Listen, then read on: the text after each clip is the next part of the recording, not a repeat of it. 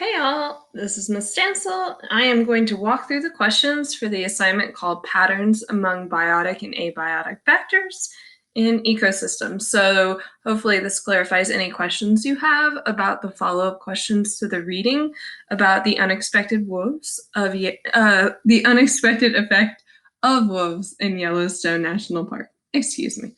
All right, so you should have read the first section, or you watched my video of me reading through it. One thing about this quiz is again, it's just kind of a graded worksheet. This information on the left-hand side, the little chunk that you read, will stay here. On the right-hand half, it's just going to ask you one question at a time. You'll still be able to go back and forth between the questions, but that way you're not looking at way too much stuff because it can be quite distracting. All right, so question number 1. Categorize each organism as either a producer or consumer. Remember, a consumer will eat other organisms, and a producer will make their own food. Consumer will consume or eat things. Producer produces or makes their own. All right, so you have possible answers, and yours might be shuffled. You have wolves, you have bison, elk, aspen trees, beavers, cottonwood trees, and willow trees. So all you simply have to do is place it in whichever category you wanted. If you say, well, I'm not so sure, you can just drag it back down. And you just want to basically, each one of these will only fit into one category. So you've got to think, how do these organisms, these living things, get their energy? And just place those in their correct place. So think about what these organisms eat. Hint, hint. All right, I'm going to hit next, which should, as you can see, keeps all our information right here, so we didn't have to memorize anything. Number 2, select each conclusion, or inference that fits with the narrative and the data. Narrative meaning story, data, our table right here. Wolves are good for the Yellowstone ecosystem. So once I introduced those wolves in, were there any other benefits to adding them in? Beavers do not play an important role in the Yellowstone ecosystem. Do beavers help any other living thing in Yellowstone? Think about it. The population of nesting birds will probably increase as the population of elk decreases. How are elk and birds who make nest related? Where do birds make their nest? And lastly, wolves eat beavers. Is this a fact? Does it affect them? Or are wolves looking for other outside snacks? So one thing you want to keep in mind in here is that if it fits, quote unquote, fits with the narrative and data, I should be able to go over to the narrative and the data and be able to find a sentence that basically states what each 4 of these choices are saying. If one of these choices is not stated over here, then I really probably shouldn't pick it. Okay, now I'm going to go on to, as you can see, you can go back to the previous question, or I'm going to go ahead and advance to the next. All right, select each biotic factor in the Yellowstone ecosystem. Biotic, bio, B-I-O, bio meaning life. So you have tigers, wolves, sediment, willow trees, and bison. So you want to pick all the living things that are in the Yellowstone ecosystem. Again, they should be here. If they're not here, they're probably not things you want to choose. And of course, you want to choose just the living things. Again, you can go back if you want to change your answer. I'm going to go ahead to the next. Select each abiotic factor in the Yellowstone ecosystem. So that could be snowfall, willow trees, temperature, stream sediment, which is just soil that's deposited by moving water. Kind of think of an end result of erosion. And lastly, beavers. So if you put the letter A in front of something, it basically means not whatever follows that word. So this is not bio, B-I-O, not life, not living. So choose all the not living things in the Yellowstone ecosystem. Again, they should tie back to this short little story that we read, okay? Or even anything that's included in here. So that could even be the graphic. So make sure you are choosing those non-living things that are found in the Yellowstone ecosystem. I'm going to move on to our next question. All right. Based on the information provided, so we're talking about our little story we read, how might a winter with less snowfall affect the populations of willow, aspen, and cottonwood trees? So hopefully this is making you think of it. There was a specific part of our narrative over here that definitely talked about snowfall, how much snowfall, and how it affects living things. So that's your hint. Go find that if you've forgotten what it said. Here's what I want you to do. We're going to read through these and we're going to choose the best option. So only choose one. All right. So at this point, you may want to pause the video and go back and figure out where it talks about the amount of snowfall and what that does for other living things. All right. So here's our answer choices. A winter with less snowfall will result in more plants being visible to elk and bison during the winter.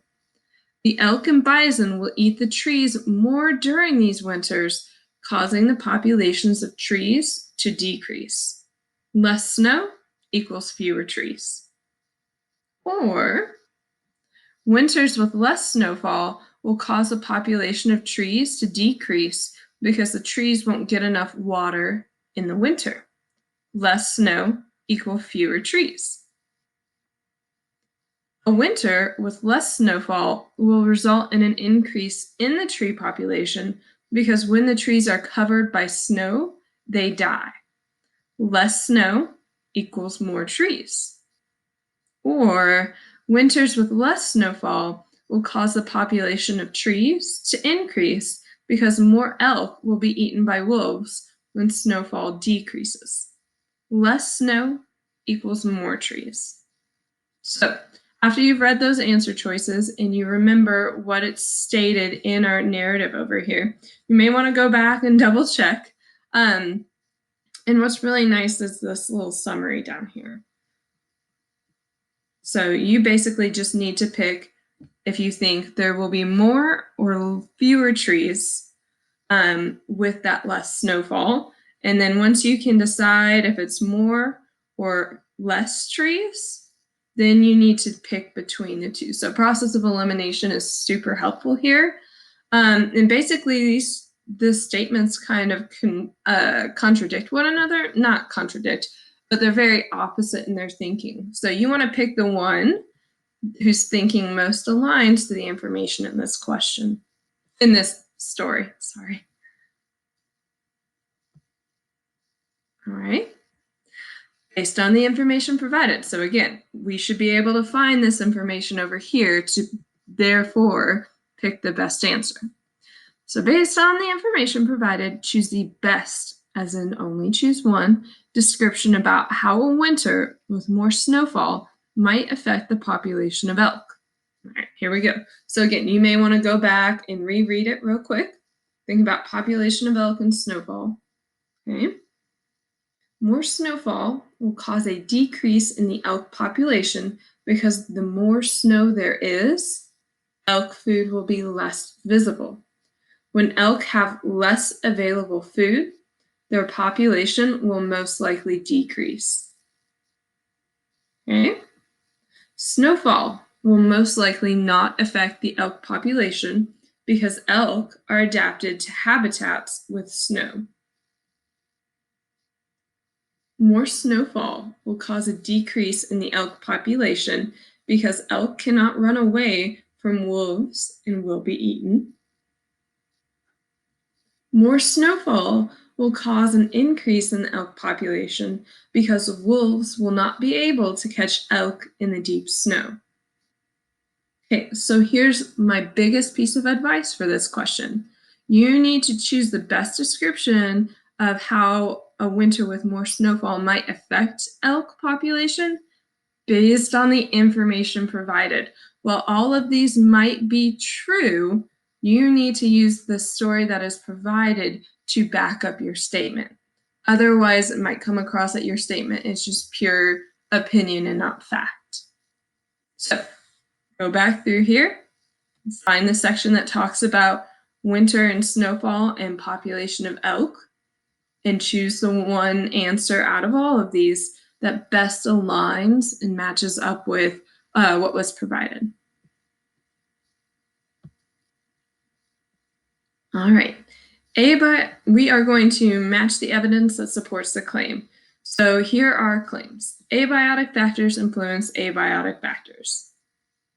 So our possible answer choices are, oh goodness, I can't read that. What if I can't read that at all? That's annoying. Hang on a second. Okay, so if I run into it, you're probably going to run into it. So I'm going to say, I'm going to zoom out real quick. There we go. Okay, so snowfall amounts affect tree populations. Global air temperatures affect snowfall. The more wolves there are, the fewer elk there are. Beavers make dams that trap sediment. Okay, so the key here is thinking about abiotic factors influencing abiotic factors. So again, we have to kind of use our knowledge of vocab. Abiotic, you put the letter A in front of a word, means not whatever that word originally meant. So non-living things influencing non-living things. So you want to make sure they're both non-living. Biotic factors influencing biotic factors in ecosystems. So again, snowfall affecting tree population, global air temperatures affecting snowfall. The more wolves there are, the fewer elk there are. Beavers make dams that trap sediment. Abiotic factors influencing biotic factors. So non-living things influencing living things. So would that be snowfall affecting tree population, air temperatures, global air temperatures affecting snowfall, or the more wolves there are, the fewer elk there are, or beavers making dams that trap sediment. Okay, and last but not least, we want to know biotic factors influencing abiotic factors. So living things influencing non-living things. So would that be snowfall affecting tree population, global air temperature affecting snowfall, like the amount of snow? The more wolves there are, the fewer elk there are, or beavers making dams that trap sediment. Okay, so just think, abiotic meaning not living, and biotic meaning living. And you do want to find the pattern of this should, if it's abiotic, then that should be the first thing in the answer choice that you choose. If it's biotic and it's the second one, so basically the first factor should then be influencing the second factor. So this one, well, let's see here. So you would need a non-living thing influencing a living thing. So order with these last two are important. So you need to choose for like this third one, you need to make sure that you're choosing a non-living thing that then affects and influences a living thing. For this one, you need to choose a living thing that will influence a non-living thing. So the first one would be, the first factor would be the cause, and then the second factor would be the effect. So be careful there. That is a little bit tricky. Okay. Now we are going to order the possible long-term consequences, consequences in the order that they would most likely occur. Okay, So basically, we need to make sense. So what would start the chain? So here are possible answer choices. More trees will be visible all year. Less snowfalls in Yellowstone. Global air temperatures increase. Populations of elk and bison will increase.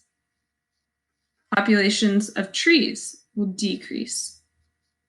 So out of all of these choices, I want you to pick the one that would start this chain reaction, okay? Whichever one you think it is, you're gonna drag it up to the very top and make it the number one thing. So once you can figure out what starts all of this other stuff, then you need to pick the next thing. So if this thing increases or decreases, what's the very next thing that's going to happen? And once that thing happens, you need to make sure that you pick what would then happen, and then what would happen, and then what would happen. So if you read all of them in order, it would make sense in a logical, almost like a recipe. If this one thing happens, then all of these other things are going to happen as a result. So again, you've got to, the first thing, the biggest thing, is you need to make sure that you can pick out which one of these is likely to start it all. Again, look at your information. It's probably going to help you realize which one of these things starts it, and then also kind of give you a flow in an order of how these things should then follow suit. Okay? All right. Which generalized hypothesis best fits with all that you've learned about the Yellowstone ecosystem?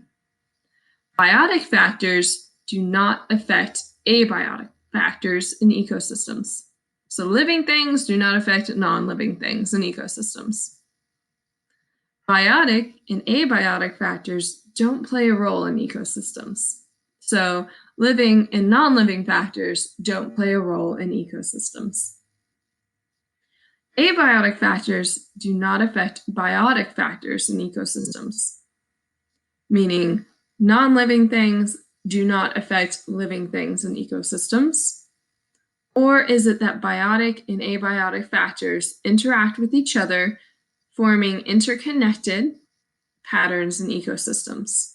So living and non-living things will interact with one another, and therefore they form an interconnected, meaning all these things kind of flow between one another in ecosystems, and they make patterns since they interact with one another. Okay, that's the last question on this one. Again, this information, the narrative's right over here, so if you're not sure, you should be able to find some information over on the left-hand side to kind of guide you to that last answer. This sums up, because now you can submit or you can go back and double check things. So this will end my reading and overview of the questions.